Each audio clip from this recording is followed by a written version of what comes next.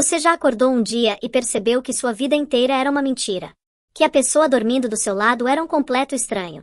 Que tudo que você acreditava era apenas uma ilusão cuidadosamente construída? Pois é, a história que eu vou te contar hoje vai te deixar sem fôlego do começo ao fim. E garanto uma coisa, você nunca mais vai olhar para relacionamentos da mesma forma. Então pega teu café, desliga as notificações, porque nos próximos minutos você vai mergulhar numa história real de traição, manipulação e uma vingança tão perfeita que nem os melhores roteiristas de Hollywood conseguiriam inventar. Imagina a cena comigo, Manhattan, Nova York. São 4:30 da manhã. O céu ainda tá escuro, aquele frio que corta a pele. Um carro branco de luxo para em frente a um prédio caríssimo em Midtown. Do banco de trás sai um homem de uns 40 anos. Camisa social toda amarrotada. Gravata enfiada no bolso do paletó. E um perfume feminino que definitivamente não é da esposa dele. Esse homem é Bradley Harland. Mas pode chamar de Brad. CEO de uma empresa de construção civil, dono de vários empreendimentos em Manhattan, o tipo de cara que aparece em revistas de negócios. Rico, poderoso, confiante e completamente podre por dentro. Brad entra no lobby do prédio dele sem nem olhar pro porteiro. O iPhone dele tá apitando no bolso. 3 ligações perdidas. Da esposa. Ele sorri. Aquele sorrisinho cínico de quem sabe que tá fazendo merda mas não se importa. Porque a esposa dele. A Madison, ou Maddi, como todo mundo chama, ela é enfermeira. Trabalha plantões noturnos insanos no pronto-socorro. Chega em casa exausta. Mal consegue manter os olhos abertos, quanto mais questionar onde o marido passou a noite. E Brad explorava isso. Ele sabia que Maddi estava sempre cansada demais para questionar. Sempre ocupada demais para desconfiar. Sempre dedicada demais para imaginar que o homem que ela amava era capaz de. Bom, vamos chegar lá. Naquela noite específica, Brad tinha passado horas no Plaza Hotel. Sabe aquele hotel super chique onde celebridades ficam? Pois é. Ele tinha alugado uma suíte. Champanhe francês. Vista panorâmica da cidade. E companhia. Uma garota chamada Chloe Artman. Chloe tinha 26 anos. Loira, ambiciosa, trabalhava na empresa do Brad em relações públicas. Mas o papel dela ia muito além de PR. Ela era amante oficial. E Brad tinha prometido a ela tudo que homem casado promete, que ia se divorciar em breve, que ela era o amor da vida dele, que eles iam construir o futuro juntos. Mentiras. Todas mentiras. Mas Chloe acreditava. Ou fingia acreditar. Porque na verdade, ela tinha seus próprios planos. Planos que envolviam muito mais do que apenas ser a namoradinha secreta de um CEO. Naquela noite, eles beberam. Muito. Depois de várias garrafas de vinho e uns uísques, Brad decidiu que ia dirigir de volta para casa. Chloe entrou no carro com ele. Estavam rindo, bêbados, irresponsáveis. E foi aí que aconteceu. Umas 2 da manhã. Rua meio vazia em Lower Manhattan. Brad estava dirigindo rápido demais. Distraído. E de repente, bum! O carro bateu em algo. Ou melhor, em alguém. Brad pisou no freio. O coração dele disparou. Chloe gritou. Eles olharam pelo retrovisor e viram uma figura caída no chão. Um homem. Sangrando.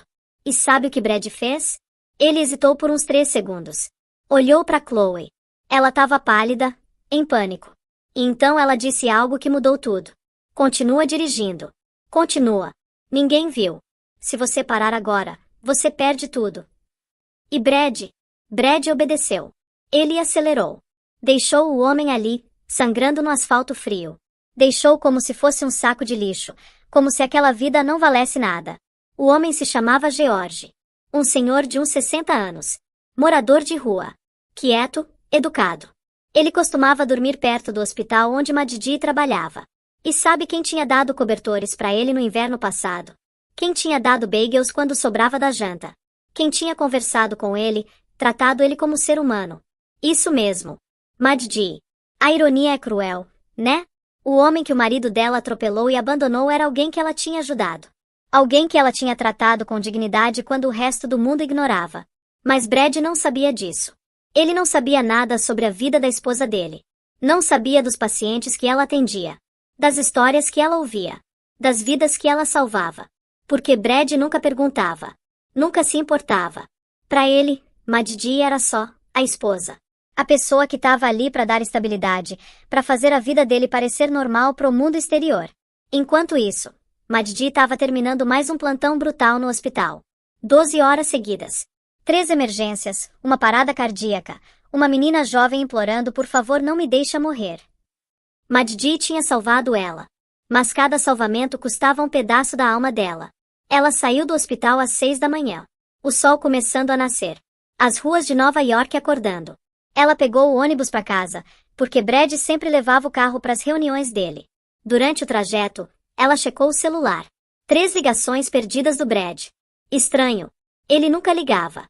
Ela mandou mensagem. Tô indo para casa. Tá tudo bem? Sem resposta. Maddi sentiu aquele aperto no peito. Aquele pressentimento ruim que a gente sente quando algo tá errado mas a gente ainda não sabe o quê. Quando ela chegou no prédio deles, tinha policiais na entrada. O coração dela quase saiu pela boca. Ela se aproximou devagar, as pernas tremendo. Um policial a abordou. A senhora é Madison Clark. Sou. Por quê? O que aconteceu? A expressão dele ficou mais suave. Aquele tipo de suavidade que vem antes de uma notícia ruim. Senhora, precisamos conversar sobre seu marido. E foi nesse momento que o mundo da Maddi começou a desmoronar. Os policiais explicaram. O carro do Brad tinha sido identificado em câmeras de segurança fugindo de um atropelamento. Um homem tinha sido deixado para morrer na rua. E esse homem, antes de desmaiar, tinha dado o nome de Brad para a polícia. Maddi não conseguia respirar direito. Isso não podia ser verdade. Brad era muitas coisas ruins, mas, capaz de isso. Meu marido, onde ele tá? Ela perguntou com a voz trêmula.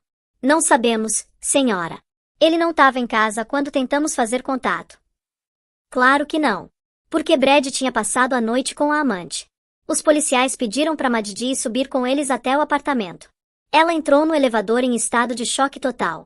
As pernas mal seguravam ela em pé. Quando as portas se abriram no andar do penthouse, tinha fita amarela de polícia cruzando a entrada. Aquele apartamento luxuoso que sempre pareceu mais uma prisão que uma casa agora parecia uma cena de crime. Porque era exatamente isso. Uma cena de crime. Maddi entrou devagar. O lugar estava impecável como sempre. Piso de mármore brilhando. Móveis brancos caríssimos. Aquelas janelas enormes com vista para Manhattan inteira. Mas agora tudo parecia contaminado. Sujo. Falso. Senhora Clark, um dos policiais disse, a senhora sabe onde seu marido estava entre 1 e 3 da manhã. Ela abriu a boca. Fechou. Abriu de novo. Mas nenhuma palavra saiu. Porque ela não sabia. Nunca sabia. E de repente, todos aqueles meses de reuniões de negócios, de viagens de última hora, de perfume estranho no colarinho dele, tudo fez sentido de uma vez. Eu tava trabalhando, ela sussurrou. Eu não sei onde ele tava. O policial anotou algo. Depois olhou para ela com uma expressão séria. Senhora, tem algo que a senhora precisa saber. A vítima do atropelamento identificou seu marido antes de perder a consciência. E mais, testemunhas disseram que tinha uma mulher no carro. O chão sumiu debaixo dos pés dela. Uma mulher. Claro que tinha. Maddi sentou no sofá branco, aquele sofá que Brad tinha escolhido porque passava a imagem certa. As mãos dela tremiam tanto que ela tinha que segurar uma na outra para disfarçar. Quem é a vítima? Ela conseguiu perguntar. O policial consultou o bloquinho dele. Um homem chamado George Patterson. Morador de rua. Às vezes dormia perto do hospital geral. O coração dela parou. George. O senhor gentil que sempre agradecia pelos cobertores. Que tinha contado que ela lembrava a filha dele. Que tinha histórias incríveis sobre quando ele trabalhava como professor antes de perder tudo. Brad tinha atropelado George. E tinha fugido. Naquele momento, Maddi não sentiu só tristeza. Ela sentiu raiva. Uma raiva fria, profunda, que começou no fundo do estômago e se espalhou pelo corpo inteiro. Foi nessa hora que Brad entrou no apartamento. Ele tinha subido pelas escadas de serviço, tentando evitar ser visto. Mas quando ele abriu a porta e viu os policiais, ele congelou. E quando ele viu Maddi ali, sentada, com aquela expressão no rosto, ele soube que tinha acabado. Maddi. Ele começou, tentando sorrir. Aquele sorriso falso que ele usava em reuniões de negócios. O que está acontecendo aqui? Um dos policiais se levantou. Bradley Harland. Sou eu. Tem algum problema? Senhor, precisamos que o senhor venha conosco para prestar esclarecimentos sobre um atropelamento ocorrido nas primeiras horas desta manhã. Brad riu. Riu. Como se fosse absurdo. Isso é um engano. Eu tava trabalhando. Reunião tarde da noite. Majdi olhou para ele. Realmente olhou. E pela primeira vez viu quem ele realmente era. Não o homem confiante e bem-sucedido, mas um covarde mentiroso, disposto a dizer qualquer coisa para salvar a própria pele. As câmeras de segurança mostram o senhor saindo do lado do motorista. O policial continuou. E a vítima o identificou antes de desmaiar. A cor sumiu do rosto do Brad. A vítima sobreviveu. Pergunta errada, Brad. Pergunta erradíssima. Porque aquela pergunta deixou claro que ele sabia que tinha atropelado alguém. E deixou claro que ele estava mais preocupado em não ser pego do que com a vida da pessoa que ele tinha deixado para morrer. Majdi se levantou do sofá. As pernas dela ainda tremiam, mas algo dentro dela tinha mudado. A mulher que passava desculpa para tudo, que sempre acreditava, que sempre perdoava, essa mulher tinha morrido ali naquela sala. Brad, ela disse com a voz baixa mas firme, era o George. Você atropelou o George. Ele piscou, confuso. Quem? O morador de rua que eu ajudo. O homem que você sempre ignorava quando a gente passava por ele. O ser humano que você deixou morrendo na rua. Brad não disse nada. Porque não tinha nada a dizer. O policial se aproximou dele. Senhor Harland, o senhor vai ter que nos acompanhar. E foi aí que Brad entrou em pânico de verdade. Ele se virou para Majdi, os olhos desesperados. Majdi, você precisa dizer para eles que eu estava em casa. Diz que eu estava com você. Ela só olhou para ele. Sem falar nada. Majdi, ele gritou, agarrando o pulso dela. Você é minha esposa. Você tem que me proteger. A dor no pulso dela foi real. Mas a dor no coração dela foi pior. Porque naquele momento, ela finalmente entendeu. Brad nunca tinha amado ela. Ele tinha amado ter alguém controlável, quieta, disposta a aceitar qualquer coisa. Um dos policiais imediatamente separou eles. Senhor, solte ela. Agora. Brad soltou, mas continuou gritando. Você vai se arrepender disso, Majdi. Você tá acabando com a sua vida também. Se eu cair, você cai comigo. Ameaças. Até o último segundo, ameaças. Os policiais o algemaram. Brad continuou gritando enquanto era arrastado para fora. O eco da voz dele encheu o apartamento vazio. E então, silêncio. Majdi ficou ali parada, sozinha no meio daquela sala gigante. E de repente, toda a força que ela tinha juntado para se manter de pé desapareceu. Ela caiu de joelhos no chão de mármore frio e chorou. Chorou por tudo que ela tinha perdido. Pelo casamento que nunca foi real. Pelos anos desperdiçados. Pela mulher que ela tinha se tornado, pequena, quieta, invisível. Mas ela também chorou de alívio. Porque pela primeira vez em muito tempo, ela tinha escolhido a verdade em vez da conveniência. Tinha escolhido a si mesma. E isso, meu amigo, isso foi só o começo.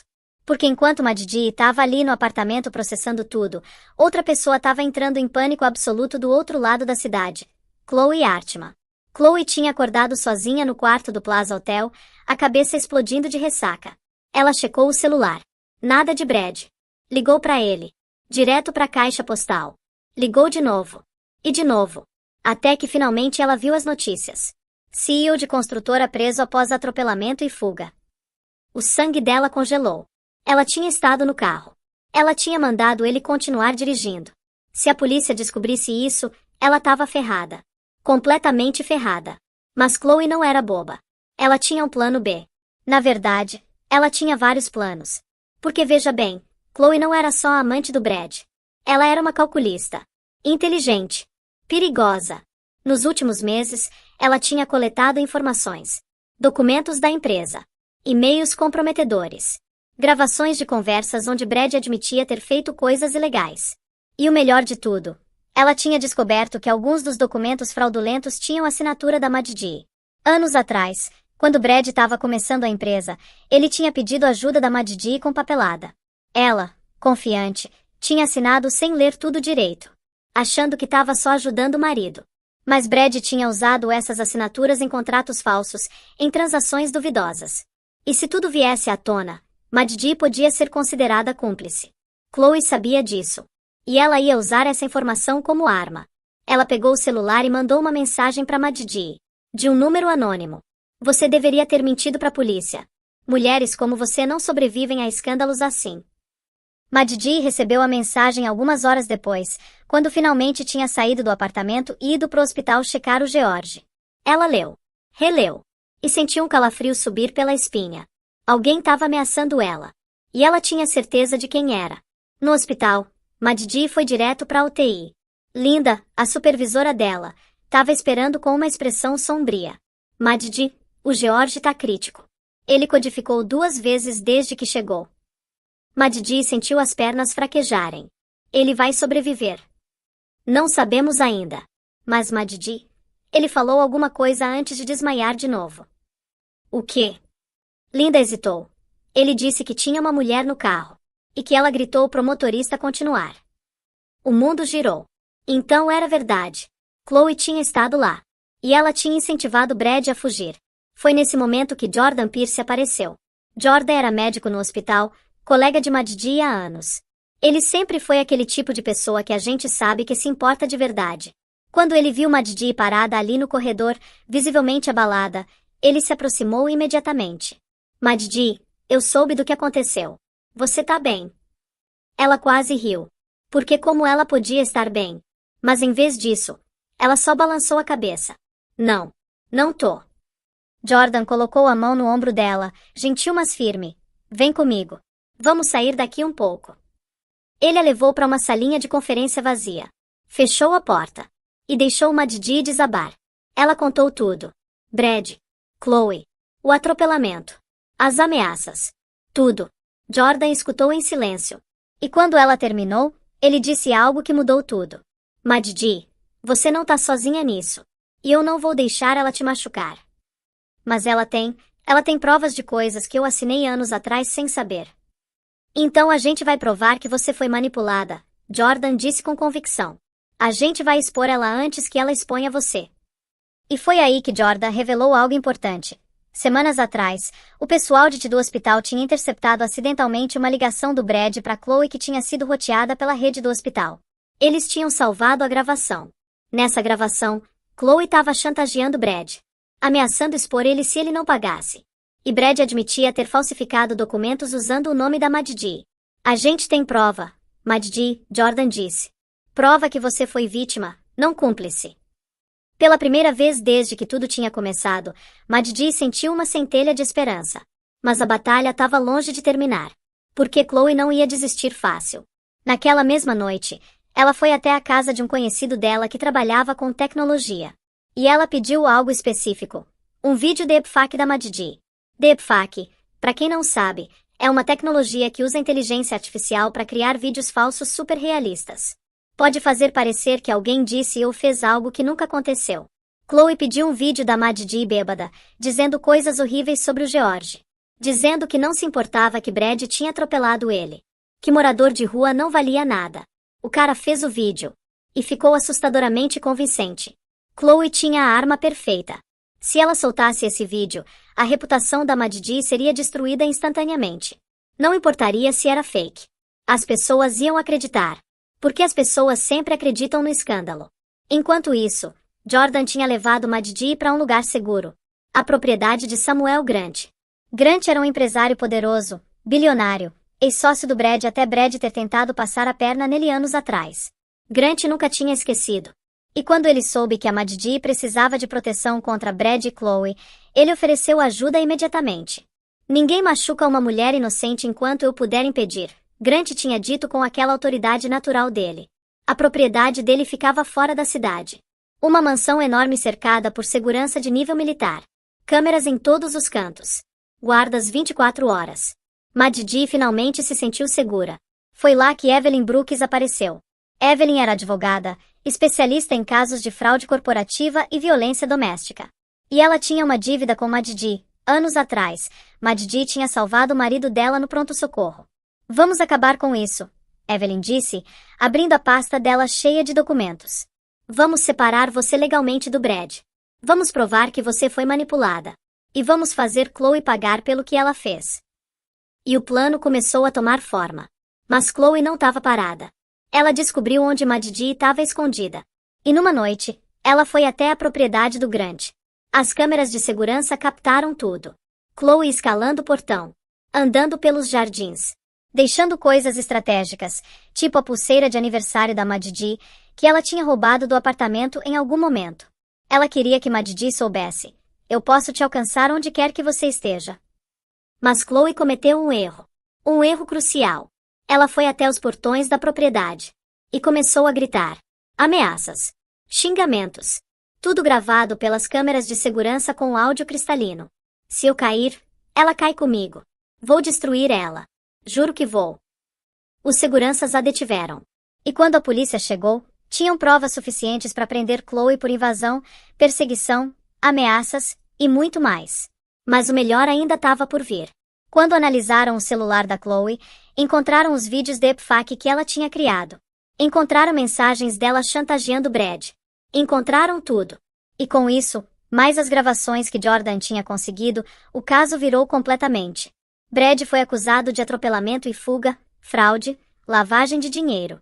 Chloe foi acusada de extorsão, perseguição, falsificação digital, tentativa de obstrução da justiça. E Maddi foi completamente inocentada. Todos os documentos que ela tinha assinado foram considerados fraude cometida contra ela, não por ela. O julgamento foi rápido. Brad e Chloe tentaram jogar a culpa um no outro, mas as provas não mentiam. Os dois foram condenados. Brad pegou 8 anos. Chloe pegou 6. E Maddi ficou livre. 2 semanas depois do julgamento, Maddi se mudou para um apartamento novo. Não era mais aquele penthouse gelado em Manhattan. Era um lugar menor, aconchegante, no Brooklyn Heights. Janelas que deixavam o sol entrar. Um espaço que finalmente parecia dela. Jordan a ajudou a se mudar. Ele carregou caixas, montou móveis, trouxe pizza para jantar. Enquanto eles comiam sentados no chão do apartamento ainda vazio, Maddi percebeu algo. Ela estava feliz. Genuinamente feliz pela primeira vez em anos. Obrigada, ela disse pro Jordan. Por tudo. Ele sorriu. Eu não fiz nada de especial. Fez sim. Você ficou. Você lutou por mim quando ninguém mais estava olhando. Jordan colocou a pizza de lado e se virou para ela. E então ele disse algo que ela nunca ia esquecer. Maddi, eu preciso te falar uma coisa. Eu me importo com você. Já faz muito tempo. E eu sei que você tá se curando. Eu sei que é cedo. Mas quando você estiver pronta, se você algum dia estiver pronta, eu quero a chance de te amar do jeito que você sempre mereceu ser amada. O coração dela pulou. Mas não de medo. De esperança. Eu acho que eu já tô pronta, ela sussurrou. E pela primeira vez em tanto tempo, Maddi permitiu que alguém se aproximasse. Não por obrigação. Não por medo de ficar sozinha. Mas porque ela quis. O beijo foi suave, gentil, cheio de promessas não ditas. E quando eles se separaram, os dois estavam sorrindo. Nos meses seguintes, a vida da Maddi se transformou completamente.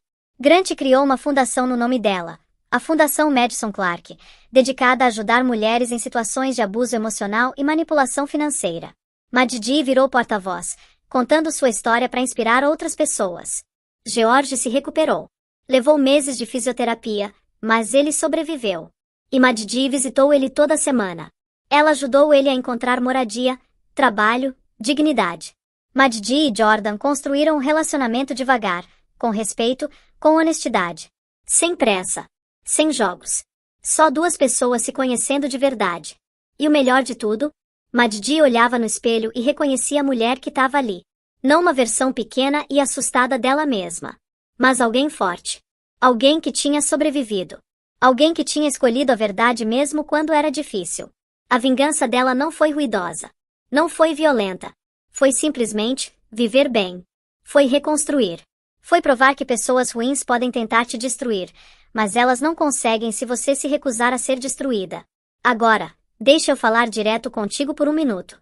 Essa história, por mais específica que seja, fala sobre algo muito maior. Fala sobre aqueles momentos na vida quando a gente percebe que tá vivendo uma mentira. Quando a gente olha no espelho e não reconhece mais quem tá ali. Eu sei que tem gente assistindo isso agora que tá passando por algo parecido. Talvez não envolva polícia ou amantes ou atropelamentos. Mas tem gente presa num relacionamento que suga toda a energia. Num emprego que mata a alma. Numa vida que foi construída para as expectativas dos outros, não para os sonhos próprios. E se esse é você, escuta aqui com atenção. Você não precisa aceitar migalhas. Você não precisa aceitar mentiras. Você não precisa ficar num lugar que te faz sentir pequeno só porque é familiar, só porque sempre foi assim. Maddi passou anos se culpando, achando que ela não era boa o suficiente, que ela estava exagerando, que ela precisava tentar mais. Mas o problema nunca foi ela. O problema era quem escolhia diminuí-la. Marco Aurélio, o filósofo estoico, escreveu: "O obstáculo no caminho se torna o caminho." Tudo que Maddi passou, toda dor, toda traição, toda humilhação, transformou ela. Não quebrou. Fortaleceu. E levou ela para uma vida muito melhor do que ela tinha antes. Se você tá no meio da tempestade agora, segura firme. Porque do outro lado tem sol. Tem paz. Tem uma versão sua que você ainda não conhece, mas que vai te surpreender. Eu sei que parece assustador escolher a si mesmo. Largar um relacionamento ruim, sair de um emprego tóxico, cortar laços com gente que te machuca, parece um salto no escuro. Mas sabe o que é mais assustador? Olhar para trás daqui 20 anos e perceber que você desperdiçou sua única vida sendo infeliz para manter outras pessoas confortáveis. Não faz isso com você mesmo. Maddi mereceu mais. E conseguiu. Você também merece. E também vai conseguir. Porque vingança não é sobre destruir quem te machucou. Às vezes a melhor vingança é simplesmente viver bem. É reconstruir. É escolher felicidade quando o mundo esperava que você quebrasse. Essa é a vingança silenciosa. A vingança que ninguém vê vindo. A vingança que muda absolutamente tudo. Então, se essa história tocou você de alguma forma, se te fez pensar, se te fez sentir algo, deixa aquele like. Compartilha com alguém que precisa ouvir isso. E se inscreve no canal. Porque a gente tá aqui para contar mais histórias assim. Histórias que curam. Histórias que fortalecem. Histórias que lembram você que nunca tá sozinho nessa jornada. E sabe de uma coisa? A parte mais bonita dessa história toda não foi ver Brad e Chloe pagando pelo que fizeram. Não foi ver a justiça sendo feita, embora isso tenha sido importante. A parte mais bonita foi ver Maddi renascendo. Porque olha só, tem uma coisa sobre trauma que poucos falam. A gente sempre espera que depois da tempestade venha aquela paz instantânea, aquele alívio imediato. Mas não é assim que funciona. Cura é um processo lento, cheio de idas e vindas. Teve noites que Maddi acordou suando frio, com pesadelos sobre Brad gritando com ela. Teve dias que ela se pegou checando o celular obsessivamente, esperando mais mensagens ameaçadoras. Teve momentos que ela duvidou de si mesma. Pensou: será que eu exagerei? Será que eu destruí tudo à toa? Mas toda vez que esses pensamentos vinham, ela lembrava de uma coisa simples: a verdade. A verdade é que Brad tinha atropelado um homem e fugido. A verdade é que ele tinha passado anos manipulando ela. A verdade é que Chloe tinha tentado destruir ela com mentiras. E a verdade, meus amigos, não precisa de validação. Ela simplesmente é. Jordan foi fundamental nesse processo. Ele não tentou consertar ela. Não tratou ela como coitadinha. Ele só ficou presente. Nos dias bons e nos ruins. Quando ela queria companhia e quando ela precisava de espaço. Um dia, uns 3 meses depois de tudo ter terminado, eles estavam caminhando pela Brooklyn Bridge. O sol estava se pondo, pintando o céu de laranja e rosa. E Maddi parou no meio da ponte, olhando para a água lá embaixo. No que você tá pensando? Jordan perguntou. Ela ficou em silêncio por um momento. Depois disse: eu tô pensando que eu passei tanto tempo tentando ser pequena. Tentando não incomodar. Tentando não fazer ondas. E sabe onde isso me levou? Me levou a ser invisível na minha própria vida. Ela se virou para ele, os olhos brilhando. Mas eu não quero mais ser invisível. Eu quero ocupar espaço. Eu quero importar. Eu quero que minha voz seja ouvida. Jordan sorriu. Sua voz sempre foi importante, Maddi. Você só estava cercada de gente surda. E aquilo acertou fundo. Porque quantas vezes na vida a gente se culpa por não ser ouvido, quando na verdade o problema são as pessoas que se recusam a escutar? Quantas vezes a gente se diminui, achando que o problema é a gente ser demais, quando na verdade a gente só tá cercado de gente que prefere que a gente seja de menos. Maddi tinha passado anos sendo de menos. E agora ela estava aprendendo a ser inteira. Completa. Autêntica. A fundação que Grant tinha criado no nome dela começou pequena. Um escritório modesto, algumas voluntárias, uma linha de apoio telefônico. Mas cresceu rápido. Porque tinha tanta mulher precisando daquilo. Tanta gente presa em situações parecidas com a que Maddi tinha vivido. Ela começou a dar palestras. No começo, ela tremia tanto que mal conseguia segurar o microfone. Mas com o tempo, Ela foi ficando mais confiante. Porque ela não estava falando teoria. Ela estava falando da vida dela. E isso tinha poder. Numa dessas palestras, uma mulher levantou a mão e perguntou: como você soube quando era hora de ir embora? Como você teve coragem? Maddi pensou por um momento, depois respondeu: eu não tive coragem. Eu tive mais medo de ficar do que de sair. E às vezes é isso. A gente não precisa ser corajoso. A gente só precisa estar mais cansado da situação atual do que assustado com o desconhecido. A sala inteira ficou em silêncio. Você conseguia sentir a verdade daquelas palavras reverberando. E outra coisa, Maddi continuou, eu não fiz sozinha. Eu tive ajuda. Do Jordan, da Evelyn, do Grant. E isso é importante entender. Pedir ajuda não é fraqueza. É sobrevivência. É sabedoria. Ninguém supera trauma sozinho. Depois daquela palestra, dezenas de mulheres procuraram a fundação. Histórias diferentes, mas com o mesmo padrão: manipulação, controle, medo, culpa. E Maddi ajudou cada uma. Não com soluções mágicas, porque não existem. Mas com presença. Com escuta. Com a mensagem simples mas poderosa: eu acredito em você. E você vai sobreviver a isso. George também se tornou parte da fundação. Depois de se recuperar, ele virou conselheiro voluntário. Sua história era diferente. Ele tinha perdido tudo por causa de vícios e má sorte, mas ele entendia o que era recomeçar do zero. O que era ter que reconstruir dignidade pedaço por pedaço. No evento da fundação, George e Maddi dividiram o palco. Ele contou a história dele. Ela contou a dela. E no final, George disse algo que fez todo mundo chorar. A Maddi me salvou 2 vezes. Uma quando me deu aquele cobertor no inverno. E outra quando se recusou a deixar o homem que me machucou escapar impune. Ela não sabia que era eu na rua naquela noite. Mas ela lutou pela verdade do mesmo jeito. Porque gente boa luta pela verdade mesmo quando não beneficia ela diretamente. A plateia se levantou. Aplausos que pareciam nunca terminar. E Maddi, pela primeira vez na vida, deixou que aquele reconhecimento entrasse. Deixou que fosse real. Porque ela merecia. O relacionamento dela com Jordan também continuou florescendo. Eles não tinham pressa. Não tinham drama. Era só real. Conversas profundas às 3 da manhã. Risadas bobas cozinhando juntos. Silêncios confortáveis lendo livros no mesmo sofá. Um dia, Jordan levou ela num piquenique no Central Park. Simples. Sanduíches, frutas, limonada. E ele disse: Maddi, eu sei que a gente tá junto faz pouco tempo. Eu sei que você ainda tá se curando. Mas eu preciso que você saiba uma coisa. Ela olhou pra ele, o coração acelerando. Eu não tô aqui porque eu quero te salvar. Eu tô aqui porque você já se salvou. E eu quero ser parte da vida dessa mulher incrível que você se tornou. Lágrimas escorreram pelo rosto dela. Mas eram lágrimas boas. Lágrimas de gratidão. Eu te amo, ele disse simplesmente. E ela, pela primeira vez desde que tudo tinha começado, disse de volta: eu também te amo. Não foi dramático. Não teve música de fundo nem pôr do sol perfeito. Foi só 2 seres humanos, machucados mas curados, escolhendo se amar com honestidade. Os anos passaram. A fundação cresceu. Maddi escreveu um livro contando sua história. Virou best-seller. Não porque era sensacionalista, mas porque era real. Porque tocava em algo que milhões de pessoas viviam em silêncio. Brad cumpriu pena. Saiu da prisão eventualmente, mas saiu quebrado de todas as formas possíveis. Financeiramente, emocionalmente, socialmente. Ele tentou entrar em contato com Maddi uma vez, anos depois, pedindo perdão. Ela não respondeu. Não porque estava com raiva, mas porque ele não fazia mais parte da vida dela. E ela tinha aprendido que perdão não significa dar acesso. Você pode perdoar alguém e ainda assim manter distância.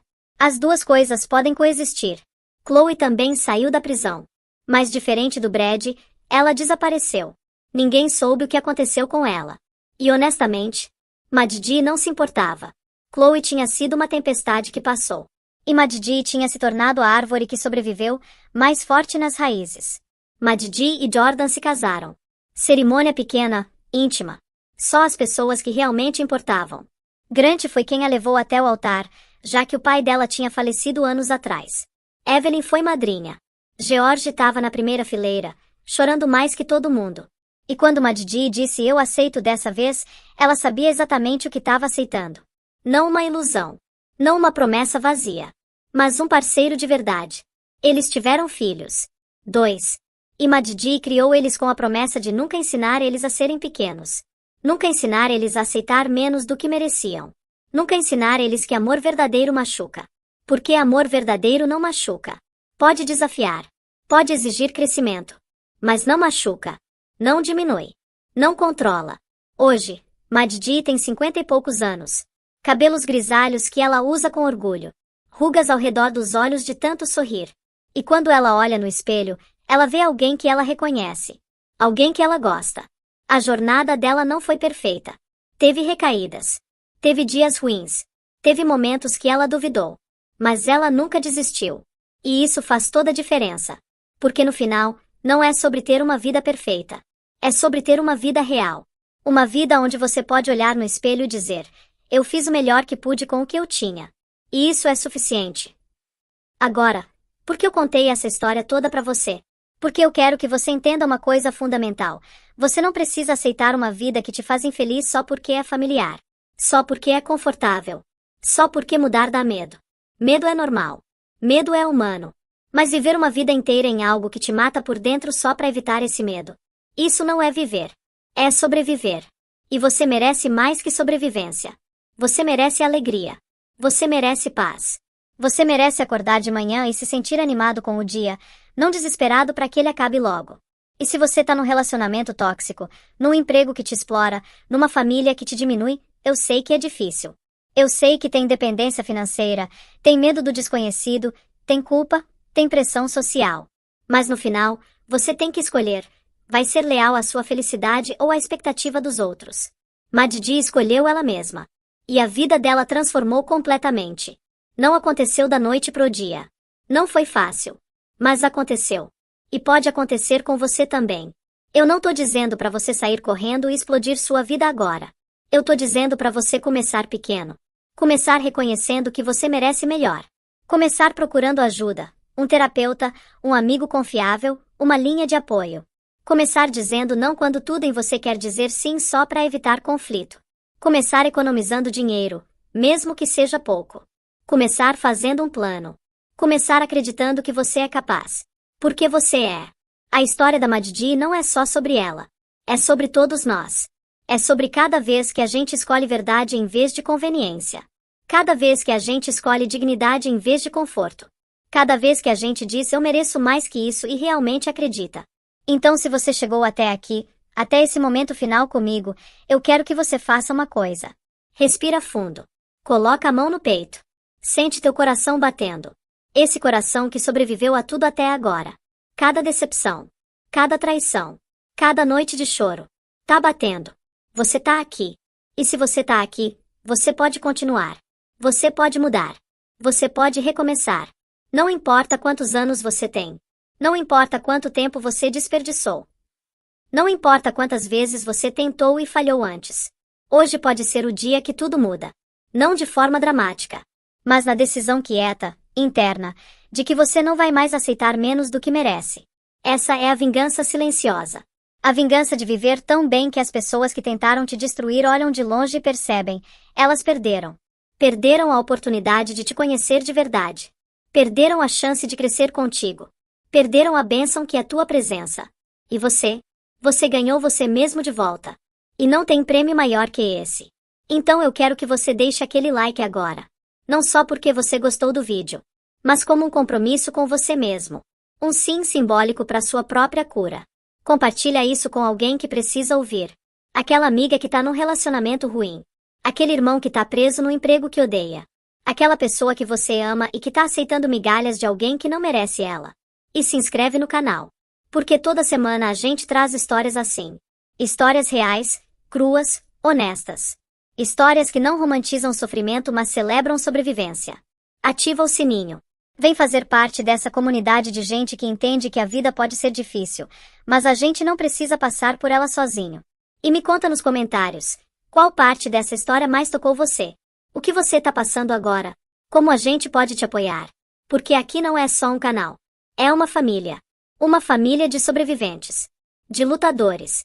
De gente que se recusa a desistir. E você faz parte disso agora. Até o próximo vídeo, meu amigo.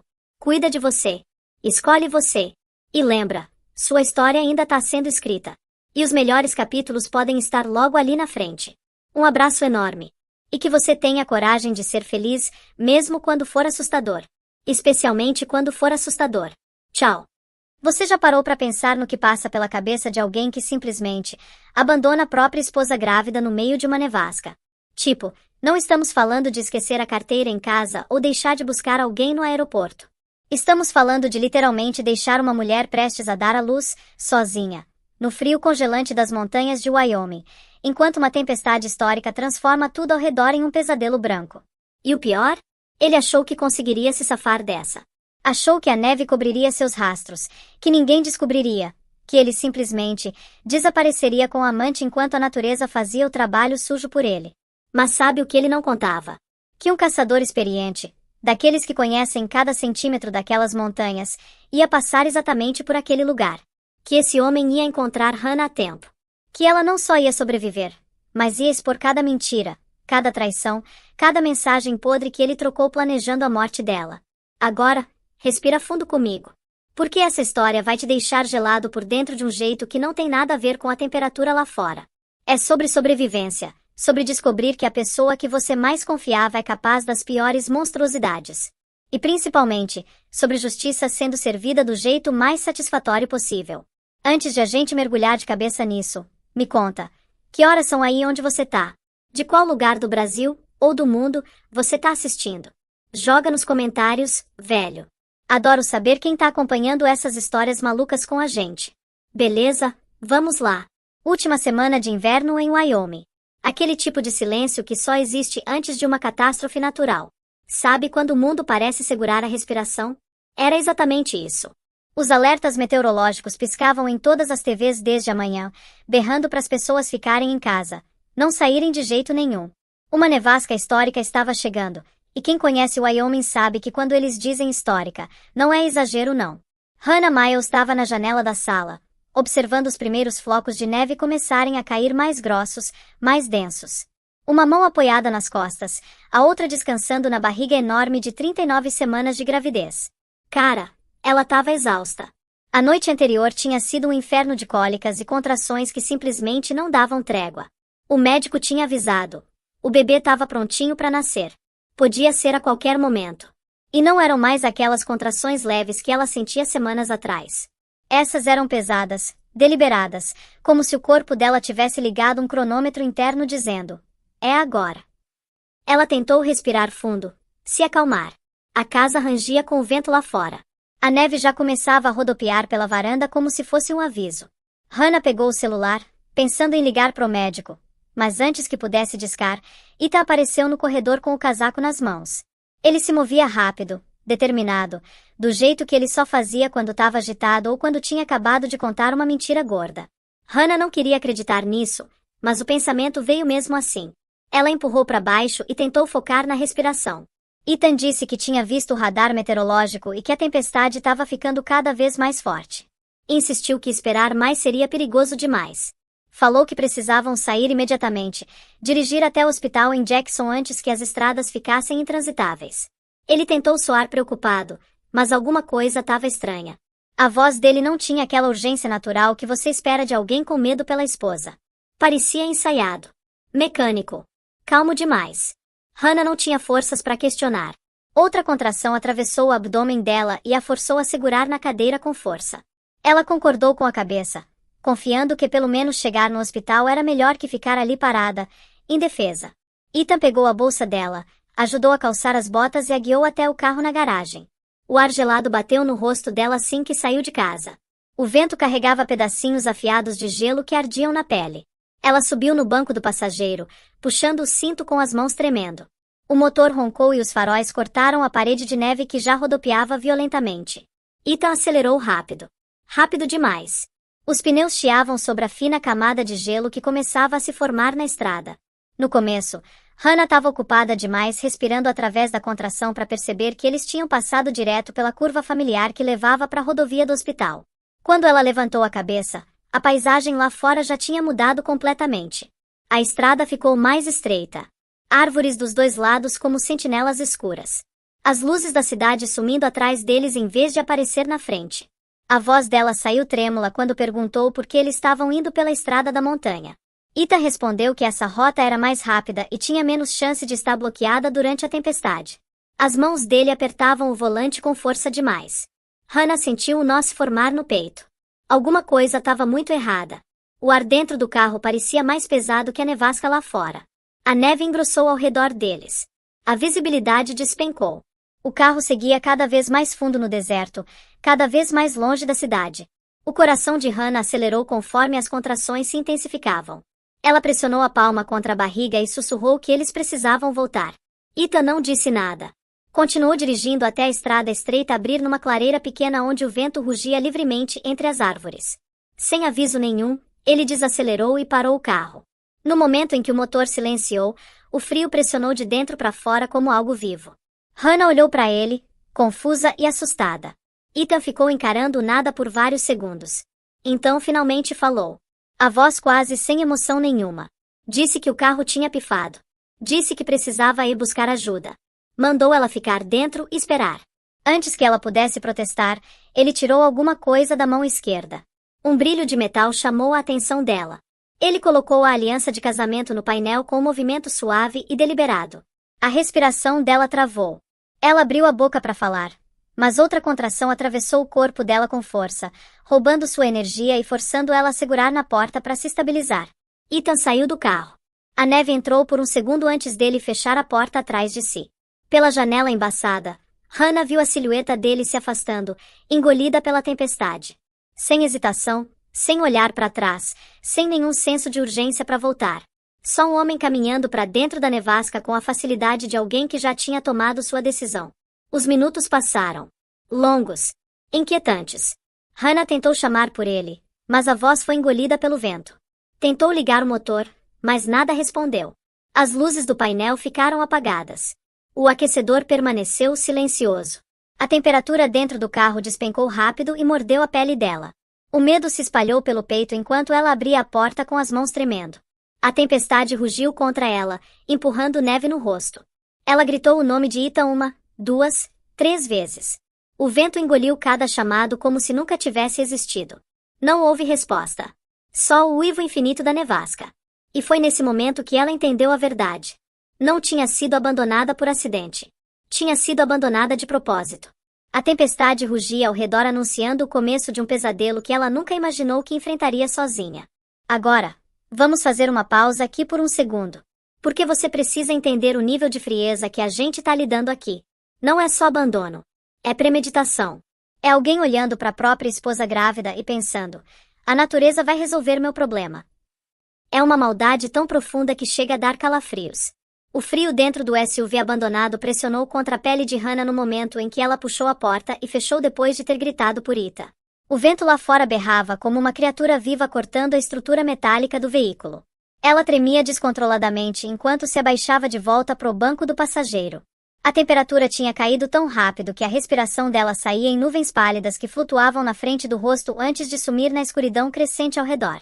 Ela abraçou a barriga e tentou conter o pânico subindo no peito. O corpo se sentia pesado, fraco, e a dor profunda de outra contração apertou por dentro, espremendo a respiração em golfadas curtas. Ela se inclinou para frente e apertou o botão de ignição, desesperada pro aquecedor voltar à vida. Mas o painel permaneceu completamente escuro. Nenhum som, nenhum clique, nenhuma luz. Apertou de novo. Depois uma terceira vez, os dedos tremendo enquanto percebia que o motor não estava respondendo de jeito nenhum. O pulso começou a acelerar.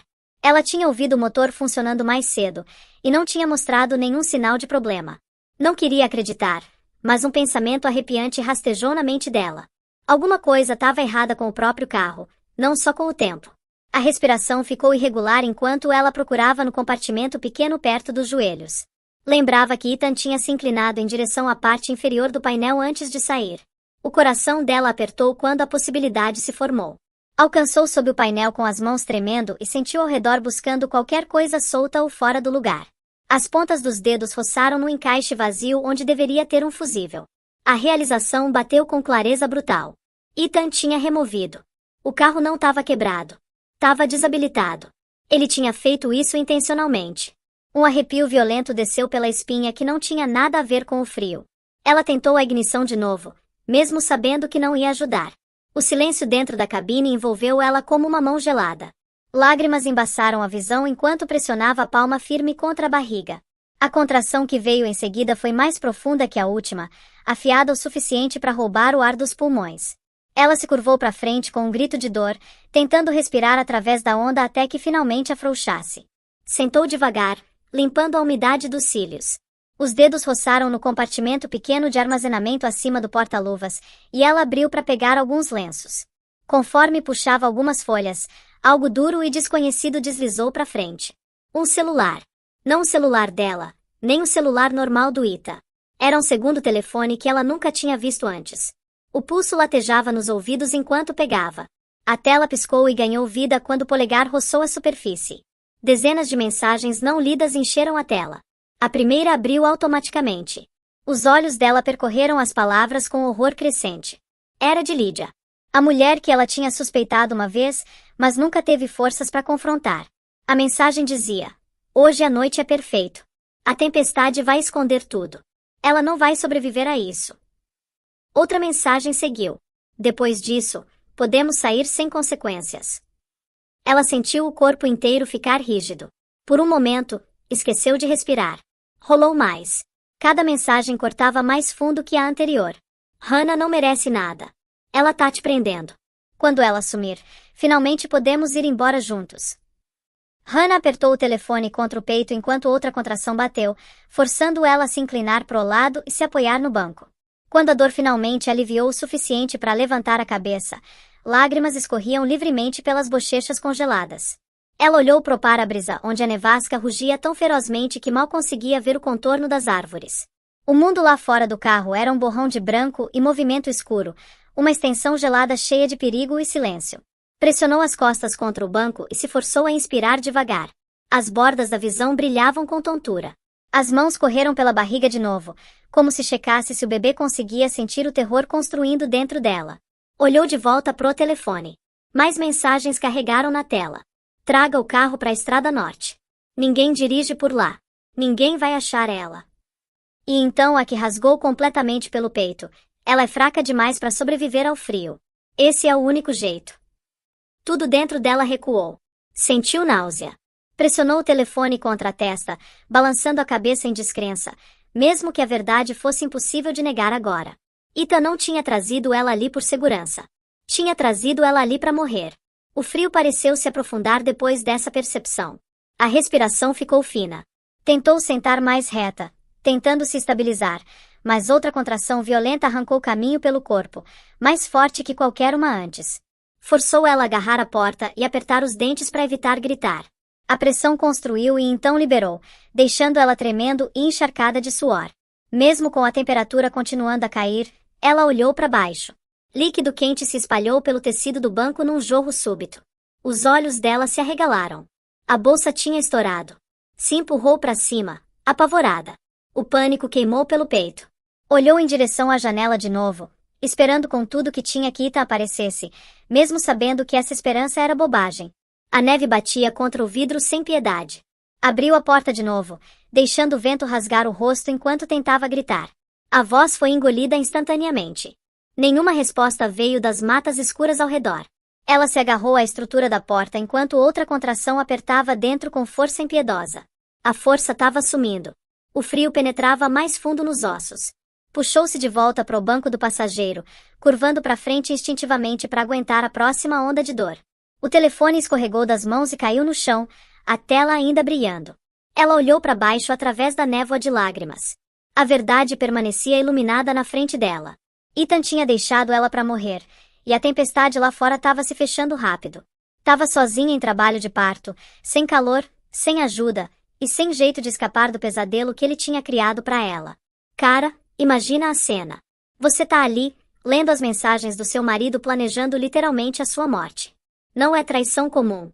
É um nível de crueldade que a maioria das pessoas nem consegue compreender. E o pior? Ela tá em trabalho de parto. Sozinha. No frio congelante. Com a bolsa estourada. E aqui entra uma reviravolta que muda tudo. A tempestade tinha ficado tão violenta que a estrada da montanha não parecia mais uma estrada. A neve girava pelo ar em lençóis grossos empurrados pro lado por rajadas brutais que sacudiam cada galho e batiam em cada superfície exposta. O frio era do tipo que rasteja por baixo de roupas pesadas e finca agulhas afiadas de gelo. A maioria das pessoas em Wyoming teria ficado dentro de casa numa noite dessas. A maioria das pessoas saberia que se aventurar durante uma nevasca era pedir por problema. Mas Jack Turner não era a maioria das pessoas. Jack tinha vivido nas montanhas por mais de 30 anos. Tinha 58 anos, marcado pelo vento e sol, e carregava aquele tipo de estoicismo quieto que vem de uma vida passada em trilhas, florestas e dentro da pequena cabana de madeira que ele chamava de lar. Tinha saído da cabana mais cedo naquela tarde para checar as armadilhas que tinha colocado perto do penhasco. A tempestade chegou mais rápido que o esperado, forçando ele a encurtar a rota. Agora dirigia a velha picape cuidadosamente pela estrada sinuosa, tentando ganhar da pior parte da nevasca antes que a visibilidade caísse para zero. Os faróis empurravam através do branco rodopiante apenas o suficiente para ver alguns metros à frente. Conforme contornou uma curva, uma forma fraca apareceu no lado direito da estrada. No começo, ele pensou que podia ser uma árvore caída, mas alguma coisa no contorno fez ele desacelerar. Inclinou-se para frente, apertando os olhos através da tempestade, e percebeu que era um veículo enterrado quase até as janelas em neve grossa impulsionada pelo vento. Jack resmungou baixinho e encostou. Pegou o casaco pesado e as luvas de lã, depois saiu pro vento congelante. Bateu nele como um golpe físico, forçando ele a se firmar antes de dar outro passo. A tempestade abafava cada som exceto o rugido do vento e o estalido da neve sob as botas. Aproximou do SUV devagar, o feixe da lanterna cortando os flocos rodopiantes. Quando chegou no lado do motorista, não viu ninguém dentro. A porta estava trancada e os bancos vazios. Circulou até o lado do passageiro e levantou a lanterna de novo. A respiração dele travou. Uma mulher estava desmaiada no banco da frente, a cabeça encostada na janela, os braços envolvidos fracos ao redor da barriga. O rosto pálido e tenso. Os lábios levemente azuis. Parecia mal consciente. Jack bateu na janela com força. Ela não reagiu. Puxou a maçaneta, mas a porta estava trancada, então usou o cotovelo para quebrar o vidro perto da borda.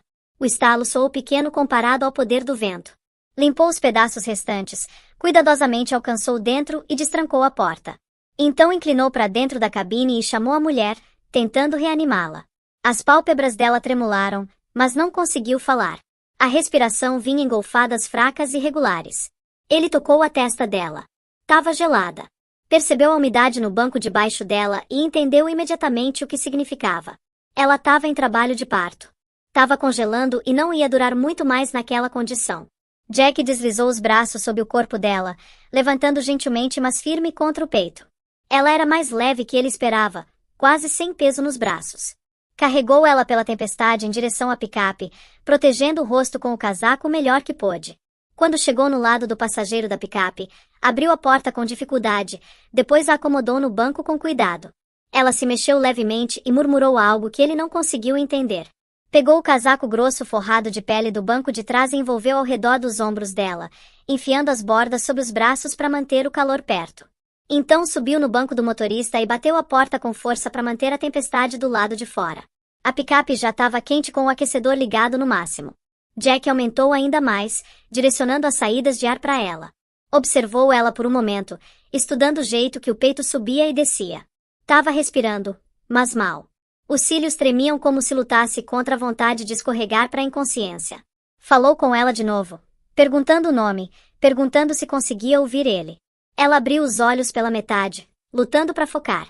Hannah, sussurrou, a voz quase inaudível, sumindo no rugido do vento lá fora. Jack acenou devagar. Fica comigo, Hannah. Vou te levar para a cidade. Engatou a picape e começou a manobrar de volta para a estrada. Os pneus deslizaram no gelo antes de pegar tração suficiente para se mover. Dirigiu com cuidado, mas rápido, sabendo que cada minuto importava. A tempestade empurrava contra a picape como uma força viva, tentando empurrar ela para fora da estrada. Jack manteve as mãos firmes no volante, guiando o veículo pelo caminho estreito de rastros fracamente visíveis. Olhou para Hannah de novo. Os olhos tinham fechado, mas a respiração continuava rasa e tensa. Ela segurava a barriga fracamente, os dedos se contraindo a cada contração. Jack sentiu uma pontada de urgência. Tinha feito parto de bezerros e assistido éguas no passado, mas isso era completamente diferente. Precisava levar ela para a clínica. Nada mais seria suficiente. A estrada se torceu e desceu conforme ele se aproximava do vale. A nevada engrossou. A visibilidade encolheu para apenas alguns metros. Jack se inclinou para frente, apertando a mandíbula, mantendo o foco no contorno escuro da estrada à frente. A picape tremeu contra o peso da tempestade, mas continuou se movendo. Depois do que pareceu uma eternidade, as primeiras luzes fracas da cidade apareceram na distância.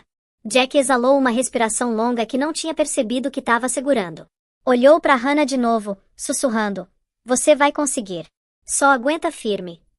Pressionou o acelerador um pouco mais forte, guiando a picape em direção àquelas luzes salvadoras, carregando Hannah pela tempestade em direção à chance que ela desesperadamente precisava. A noite ainda era feroz, mas o pior do isolamento tinha acabado. A ajuda estava esperando à frente. E aqui, meu amigo, a história toma um rumo completamente diferente. Porque esse não é só um conto sobre sobrevivência. É sobre justiça. É sobre um homem que achava que podia brincar de Deus e decidir quem vive e quem morre. E sobre como a verdade, não importa o quanto você tente enterrar ela na neve, sempre encontra um jeito de subir à superfície. O calor do aquecedor da picape lentamente empurrou contra o frio que grudava na pele de Hannah. A respiração permanecia rasa, e as pálpebras tremulavam conforme ela flutuava entre consciência e exaustão. A tempestade lá fora ainda rugia contra as janelas, mas o ronco constante do motor criava uma sensação frágil de segurança. Jack Turner mantinha uma mão no volante e um olho nela, observando o jeito que as mãos ocasionalmente se contraíam pela dor rolando pelo corpo. Os lábios tremeram quando ela sussurrou algo fraco demais para ouvir, e ele se inclinou mais perto. "Hannah, consegue me ouvir?" ele perguntou, tentando manter a voz calma. A cabeça dela se moveu levemente, uma tentativa fraca de acenar. Com grande esforço, alcançou nas dobras do casaco pesado enrolado ao redor e puxou o segundo telefone que Ethan tinha escondido dela. Os dedos mal conseguiam manter o aperto enquanto segurava em direção a ele. Jack pegou o telefone com cuidado e olhou para a tela. Viu as mensagens não lidas e as conversas que ela tinha mencionado antes em fragmentos. A mandíbula dele se apertou conforme rolava pelas linhas mais recentes. As palavras que ele leu não o surpreenderam tanto quanto deveriam. Tinha vivido tempo suficiente nessas montanhas para saber do que as pessoas eram capazes quando consumidas por egoísmo e desespero. Ainda assim, ver as mensagens expostas tão claramente o atingiu de um jeito que poucas coisas tinham nos últimos anos. Havia instruções sobre levar ela para a estrada da montanha. Detalhes sobre a fraqueza dela e o frio. Até comentários sobre transferências de dinheiro e um plano de fuga. O nível de crueldade fez o estômago dele revirar. Desacelerou a picape brevemente e virou a tela do telefone em direção à luz fraca da cabine. As mensagens revelavam tudo: a traição, o plano, a intenção. Não conseguia acreditar que um homem escolheria tal caminho sobre a própria família. Olhou para Hannah de novo. Ela estava tremendo, se de frio, medo ou dor ele não conseguia dizer. Os olhos abriram um pouco, procurando no rosto dele por qualquer sinal de raiva, descrença ou dúvida. Jack balançou a cabeça devagar e falou com uma voz firme que carregava o peso da convicção dele. "Ninguém deixa uma mulher grávida numa tempestade de Wyoming. Ninguém. Não aqui. Nunca." A certeza no tom pareceu aliviar algo dentro dela. Hannah exalou tremulamente, deixando os olhos caírem fechados de novo, como se confiasse que não estava mais completamente sozinha. Jack colocou o telefone no porta-copos e apertou o volante com força. Pressionou o acelerador mais forte, determinado a tirar ela das montanhas antes que a tempestade piorasse ainda mais. "Cara, tem algo sobre a honra de gente do interior, sabe? Daquelas pessoas que vivem pela palavra e pelo código não escrito de que você não abandona quem precisa de ajuda." Jack era exatamente esse tipo de homem. E graças a Deus por isso. Quando finalmente chegaram na clínica, a movimentação foi instantânea. Enfermeiras correram. Médicos gritaram ordens. Hannah foi colocada numa maca e empurrada pelo corredor com urgência coordenada. Jack ficou parado ali, observando pelas janelas estreitas conforme trabalhavam nela. E foi ali, naquele corredor, que ele tomou uma decisão. Pegou o telefone e o entregou direto pro xerife Briggs quando ele chegou. Sem hesitação. Sem dúvida. Só a certeza de que aquilo precisava chegar nas mãos certas. O xerife Briggs era do tipo que você quer do seu lado quando as coisas ficam sérias. Veterano, experiente, com aquele olhar que já viu de tudo mas ainda se surpreende com a capacidade humana para a crueldade. Quando ele rolou pelas mensagens, a expressão endureceu gradualmente até que parecia que a mandíbula ia quebrar de tanta tensão. Sussurrou algo para os deputados, que imediatamente se afastaram para começar o processo formal de coletar evidências. Briggs agradeceu Jack com um aperto de mão firme e disse que começaria a investigação imediatamente. E a investigação foi exatamente o que aconteceu.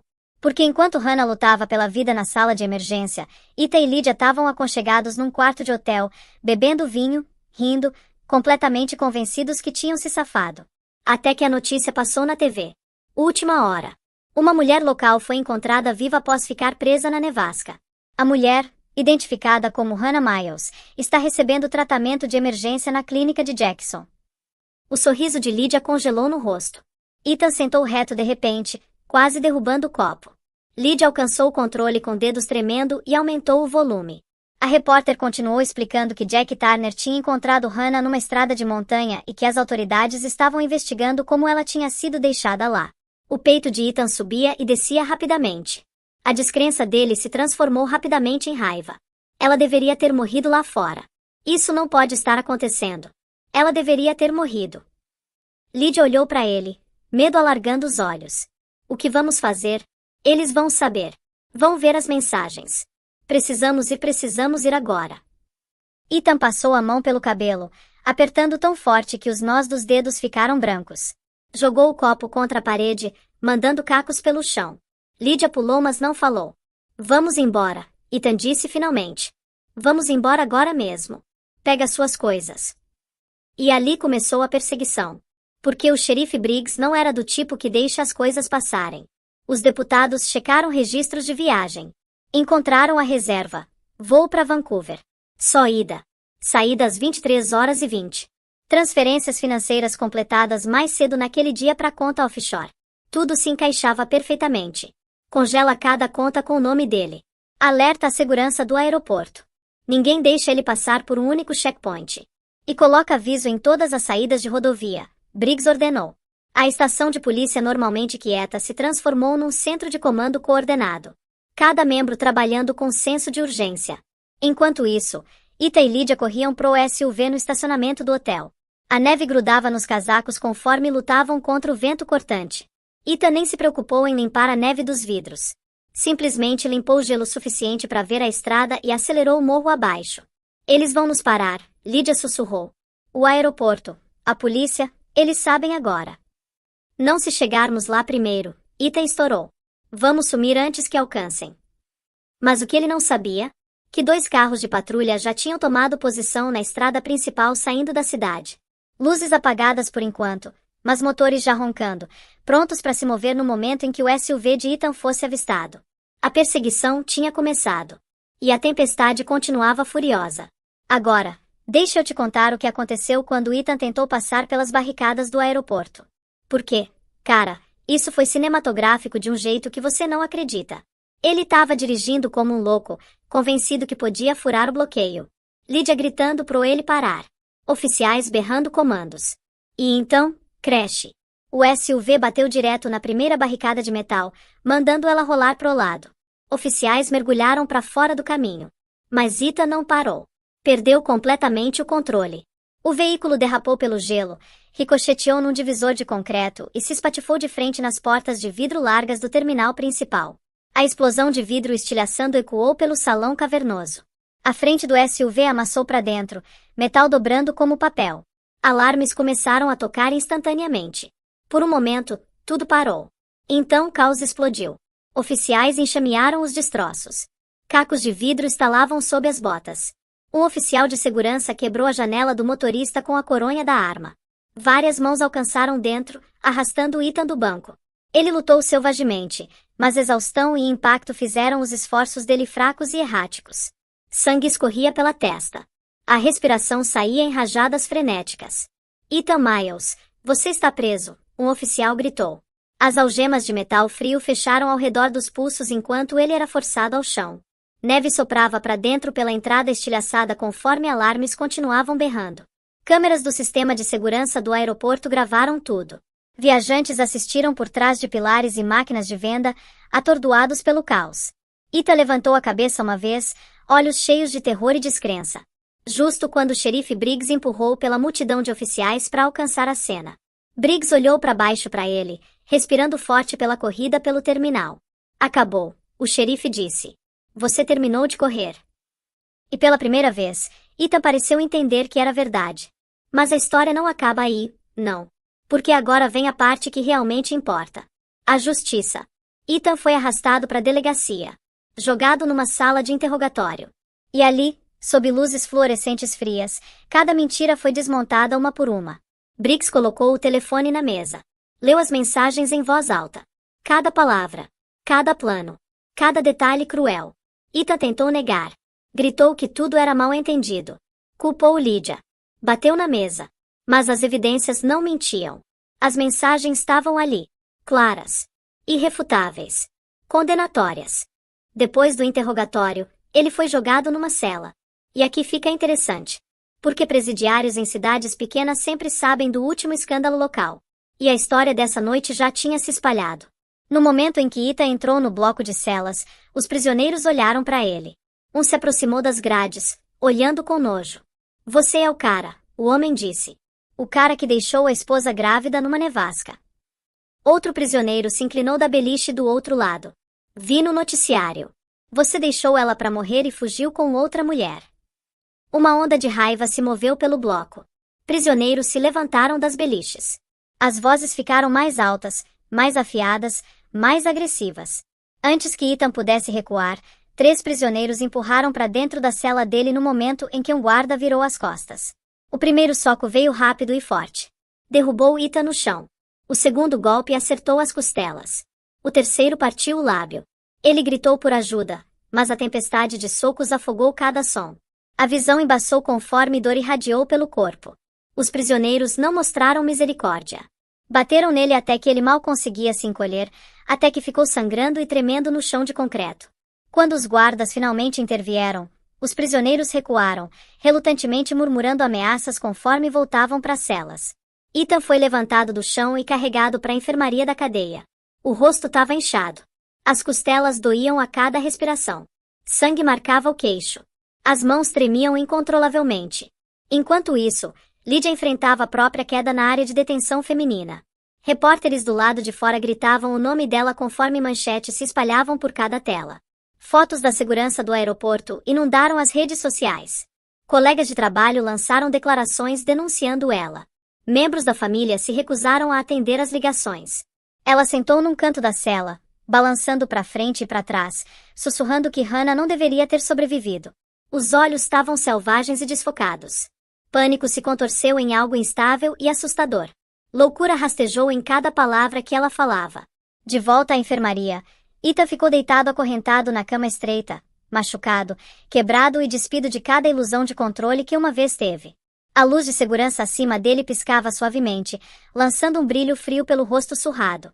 Pela primeira vez, ele entendeu que tudo tinha realmente acabado. O próximo passo seria o tribunal. O ajuste de contas final tinha chegado. E cara, que ajuste de contas foi! O tribunal em Jackson encheu devagar conforme a primeira luz do sol do começo da primavera filtrou pelas janelas altas. Era o tipo de manhã que deveria ter parecido pacífica. O tipo de manhã que lembra as pessoas que o inverno finalmente estava soltando o aperto nas montanhas de Wyoming. Mas dentro do tribunal, o ar estava pesado com antecipação. Repórteres sussurravam entre si. Locais que tinham acompanhado o caso desde o começo sentavam rígidos nos assentos. A história de uma mulher abandonada numa nevasca tinha alcançado cada casa da região. E agora o capítulo final estava se desenrolando. Hannah entrou pela entrada lateral com movimentos deliberados e cuidadosos. O corpo ainda estava se recuperando de hipotermia e dias de tratamento médico, mas o espírito tinha se firmado em algo sólido. O xerife Briggs caminhava ao lado dela, protetor e vigilante. Do outro lado estava Jack Turner. O rosto marcado era solene, mas não havia nada além de força quieta na expressão. Ele não tinha deixado o lado dela desde a noite que a encontrou. Agora acompanhava ela para dentro da sala como um guardião silencioso. Conforme Hannah se aproximou da primeira fila, pessoas se moveram para fazer espaço para ela. Alguns ofereceram acenos simpáticos. Outros mantiveram os olhos baixos por respeito. Ela se sentou, inspirando devagar, deixando a calma do momento se instalar no peito. A porta da área de detenção abriu, e Ethan foi escoltado para dentro por 2 oficiais federais. O rosto ainda carregava hematomas da surra que tinha recebido dos prisioneiros. A mandíbula estava levemente inchada, e um corte cicatrizando se estendia pela bochecha. Os pulsos estavam presos na frente com algemas grossas.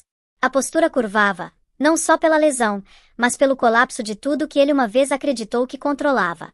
Ele olhou em direção a Hannah, mas desviou o olhar rapidamente quando os olhos se encontraram. Vergonha e medo tremularam pelo rosto antes dele abaixar o olhar para o chão. O juiz entrou um momento depois e o tribunal se levantou. Quando todos sentaram de novo, a sessão começou com a voz firme do escrivão anunciando as acusações. Eram numerosas: tentativa de assassinato, abandono durante condições de risco de vida, conspiração, crimes financeiros, agressão com veículo e tentativa de evasão da aplicação da lei. A lista ecoou pela sala, cada palavra batendo como uma pedra jogada em água parada. A promotoria começou a apresentação. A promotora líder era uma mulher composta com olhos afiados e tom calmo. Moveu para o centro da sala segurando uma pasta que continha cada peça de evidência coletada nos últimos dias. Explicou a linha do tempo do crime. Descreveu a descoberta de Hannah na nevasca. Detalhou o resgate liderado por Jack Turner. Apresentou as mensagens recuperadas do telefone secreto de Ita. As conversas planejando o abandono, o voo reservado para Vancouver, as transferências offshore e a tentativa de destruir evidências. Cada detalhe foi exposto. O júri assistiu atentamente. Muitos se mexeram desconfortavelmente quando a promotora recitou as mensagens discutindo a tempestade como uma oportunidade de apagar uma vida. Até a expressão do juiz endureceu conforme a história se desenrolava. O xerife Briggs foi chamado para testemunhar em seguida. Descreveu a descoberta do telefone, a perseguição coordenada e a cena no aeroporto quando Ethan se espatifou no terminal. A voz permaneceu firme durante tudo, embora uma nota de raiva contida aparecesse quando ele recontou o momento que viu Ethan tentar dirigir pela barricada. As fotografias do acidente piscaram pelos monitores, o vidro estilhaçado, as barricadas danificadas, e os oficiais que por pouco evitaram lesões sérias. Cada imagem reforçou a pura brutalidade das ações de Ethan. Depois que Briggs desceu, a sala cresceu silenciosa enquanto o escrivão chamou o nome de Hannah. Ela se levantou devagar, firmando com uma mão no corrimão de madeira. Jack se levantou como se fosse assistir ela, mas ela balançou a cabeça gentilmente. Queria caminhar sozinha. Cada passo que deu em direção ao banco de testemunhas parecia reclamar algo que Ethan tinha tentado roubar dela. Colocou a mão no corrimão, encarou o juiz e fez o juramento com uma voz clara e inabalável. Quando a promotora pediu que ela descrevesse o que aconteceu na estrada da montanha, Hannah começou falando suavemente. A voz tremeu no começo, mas cada frase ficou mais forte. Descreveu o frio, a escuridão, o momento em que Ethan mandou ela esperar no carro, a percepção que ele não ia voltar, o medo de que não ia sobreviver, a dor de ler as mensagens dele, e o terror avassalador de entender que ele não só tinha traído ela mas planejado a noite em detalhe. A voz rachou só uma vez. Ela pausou, engoliu e continuou. Ninguém no tribunal se mexeu. Até os repórteres permaneceram parados, as mãos congeladas acima dos blocos de nota. Quando ela terminou, o juiz agradeceu com um aceno gentil, reconhecendo a coragem que levou para falar. O advogado de defesa, nomeado pelo tribunal, tentou desafiar a narrativa. Sugeriu que Ethan tinha agido impulsivamente. Argumentou que a tempestade tinha interferido com as intenções de Ethan. Tentou retratar o crime como um momento de pânico em vez de um plano calculado. Mas as evidências eram avassaladoras. Cada argumento caiu por terra no momento em que a promotora lembrou o júri das mensagens que afirmavam claramente o que Ethan pretendia. Quando os argumentos finais concluíram, o juiz dispensou o júri para deliberar. Hannah voltou para o assento, e Jack descansou uma mão de apoio no encosto da cadeira dela. Minutos se estenderam em quase uma hora antes do júri entrar de novo no tribunal. O porta-voz se levantou. Consideramos o réu culpado. As palavras rolaram pela sala com finalidade. O juiz levou um momento antes de falar. O tom era firme. Sentenciou Ethan Miles a 35 anos em prisão federal. Suspiros flutuaram pela sala das pessoas que tinham acompanhado o caso. Ethan fechou os olhos como se absorvendo um golpe. Não ofereceu palavras, nenhum pedido de desculpas, só a curva derrotada de alguém que finalmente tinha chegado ao fim da corrida. O juiz então ordenou que Lydia fosse transferida para uma instituição psiquiátrica de longo prazo devido ao estado mental deteriorante e comportamento perigoso registrado durante a prisão. O tribunal esvaziou lentamente depois da batida final do martelo. Repórteres correram para fora para mandar atualizações de última hora. Oficiais escoltaram Ethan embora acorrentado. Lydia foi levada por um corredor separado, o olhar vago, desfocado e perdido. Hannah permaneceu sentada por um longo momento. O peso que tinha carregado pela tempestade, pelo hospital e pelo julgamento lentamente se levantou. Ela se levantou, caminhou em direção à saída e saiu para a luz do sol. O ar cheirava levemente a neve derretendo. Parecia limpo, novo e quieto. Fechou os olhos e respirou fundo enquanto Jack pisou ao lado dela, silencioso e firme. Pela primeira vez em muito tempo, Hannah sentiu o mundo abrir na frente dela. A tempestade tinha passado. Um novo começo finalmente era dela. E sabe qual a parte mais incrível de tudo isso? Hannah não só sobreviveu. Ela prosperou. Com a ajuda de Jack, que se tornou um amigo próximo e figura paterna, ela reconstruiu a vida dela do zero. O bebê nasceu saudável. A comunidade se uniu em torno dela. E Ita? Bem, ele teve 35 anos para refletir sobre as escolhas dele. Essa história não é só sobre uma mulher que sobreviveu a uma tempestade. É sobre uma mulher que sobreviveu ao pior que um ser humano pode fazer a outro. E mesmo assim encontrou força para se levantar, contar a verdade e ver a justiça sendo feita. Então, da próxima vez que você achar que pode se safar de algo terrível, lembra dessa história. Lembra que a verdade tem um jeito engraçado de vir à tona. Que sempre existe alguém como Jack Turner por aí, pronto para fazer a coisa certa. E que a natureza, por mais brutal que seja, às vezes trabalha a favor da justiça, não contra. Se você chegou até aqui, muito obrigado por assistir essa história incrível comigo. Foi uma jornada e tanto, não foi? Deixa o like aí se você gostou, se inscreve no canal para mais histórias que vão te fazer pensar, e me conta nos comentários, você acha que a sentença de 35 anos foi justa? Ou deveria ter sido mais? A gente adora ouvir a opinião de vocês. E lembra, não importa o quão fria seja a tempestade lá fora, a verdade sempre encontra um jeito de brilhar. Até a próxima, galera! Fiquem bem, fiquem seguros, e nunca subestimem a força de quem luta pela própria sobrevivência.